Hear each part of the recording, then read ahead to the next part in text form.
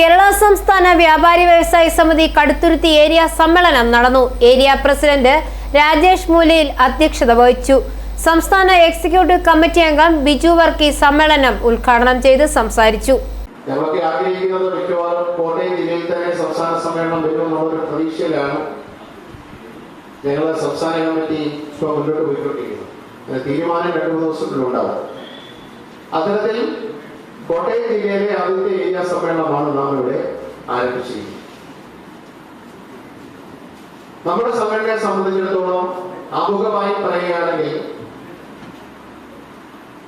1988 June മാസം 19-ാം തീയതിയാണ് കേരള സംസ്ഥാന വ്യാപാരി വ്യവസായ സമിതി എന്ന സംഘടന തൃശ്ശൂരെ ടൗൺ ഹാളിൽ സമാന ചിന്താഗതിക്കാരായിട്ടുള്ള വ്യാപാരികളെ സംഘടിപ്പിച്ചുകൊണ്ട് അത് സംഘടനാ തലത്തിൽ രൂപീകരിക്കുന്നത്. 88 ജൂൺ മാസം 19-ാം തീയതി നമ്മുടെ സംഘടന 38 വർഷം മുമ്പ് രൂപീകരിക്കുന്നതിന് മുൻപ് സംസ്ഥാനത്ത് വ്യാപാരികൾക്ക് വേണ്ടി ഏക സംഘടന മാത്രമായിരുന്നു ഉണ്ടായിരുന്നത്.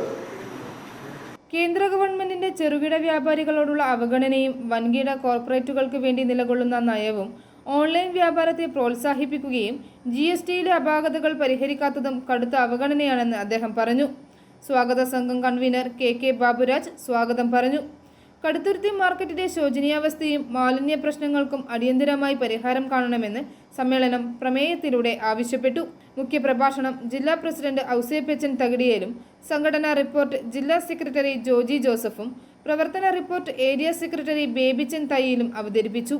സമ്മേളനത്തിന് ആശംസകൾ നേർന്ന് ഏരിയ രക്ഷാധികാരി K ജയകൃഷ്ണൻ, CPM ജില്ലാ സെക്രട്ടേറിയറ്റ് അംഗം PV സുനിൽ, സ്വാഗത സംഘം ചെയർമാൻ MI ശശിധരൻ, സമിതി സംസ്ഥാന കമ്മിറ്റി അംഗം അന്നമ്മ രാജു, ജില്ലാ ജോയിന്റ് സെക്രട്ടറി NK രാജൻ, ജില്ലാ കമ്മിറ്റി അംഗങ്ങളായ Tomy Myalil, Sajeev KG, area committee അംഗങ്ങളായ CV Kuriakose, Sajan Mathew, Prakash KG, Rajan TM തുടങ്ങിയവർ പ്രസംഗിച്ചു.